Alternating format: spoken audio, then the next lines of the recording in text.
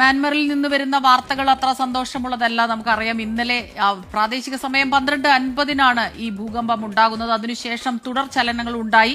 അത് മ്യാൻമറിലും തായ്ലൻഡിലും തലസ്ഥാനമായ ബാങ്കോക്കിൽ നിർമ്മാണത്തിലിരുന്ന ഒരു കെട്ടിടം, 30 നില കെട്ടിടം തകർന്നു വീഴുന്നത് ഉൾപ്പെടെ വലിയ രീതിയിൽ അത് പ്രകമ്പനങ്ങൾ സൃഷ്ടിക്കുകയുണ്ടായി. ഇന്ത്യയിലും ബംഗ്ലാദേശിലുമൊക്കെ അതിന്റെ പ്രകമ്പനം അനുഭവപ്പെട്ടു.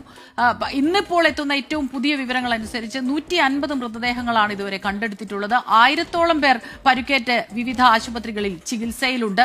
അവിടെ വലിയൊരു വെല്ലുവിളി നേരിടുന്നത് ഈ രക്ഷാപ്രവർത്തനങ്ങൾ. അതിന് റോഡുകളെല്ലാം തകർന്നു, പാലങ്ങൾ തകർന്നു. അതുകൊണ്ട് തന്നെ ഈ പ്രദേശങ്ങളിലേക്ക് എത്തിപ്പെടുക വളരെ ദുഷ്കരമാണ്. ഒപ്പം തന്നെ ആഭ്യന്തര കലാപം ഉൾപ്പെടെ നടക്കുന്ന ഇടമാണ്, പട്ടാള ഭരണമാണ് അവിടെ.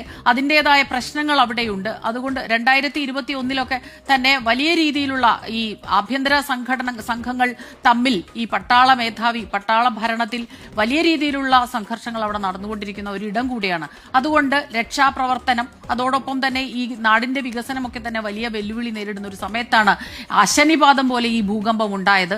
ഇന്ത്യ ഉടൻ തന്നെ അടിയന്തര സഹായം പ്രഖ്യാപിച്ചിരുന്നു. ഒപ്പം തന്നെ ഇന്നലെ രാത്രി തന്നെ ഇവിടെ നിന്നുള്ള വ്യോമസേനയുടെ ഒരു വിമാനത്തിൽ 15 ടൺ അടിയന്തര വസ്തുക്കളുമായി ഇവിടെ നിന്ന് വിമാനം പുറപ്പെട്ടു കഴിഞ്ഞിരിക്കുന്നു. അമേരിക്കയും യൂറോപ്യൻ യൂണിയനും മറ്റ് രാജ്യങ്ങളുമെല്ലാം തന്നെ സഹായം നൽകാമെന്ന് വാഗ്ദാനം നൽകിയിട്ടുണ്ട്. സൈനിക മേധാവി എല്ലാവരോടും തന്നെ, ലോകരാജ്യങ്ങളോടെല്ലാം തന്നെ സഹായം അഭ്യർത്ഥിച്ചിട്ടുണ്ട്. ആശുപത്രികളിൽ കിടക്കുന്നവർക്ക് വേണ്ടത്ര മരുന്നില്ല, ചികിത്സയ്ക്ക് വിദഗ്ധ ഡോക്ടേഴ്സ് ഇല്ല, നഴ്സുമാരുടെ അഭാവമുണ്ട്. ആ രീതിയിലുള്ള വെല്ലുവിളികളും അവിടെയുണ്ട്.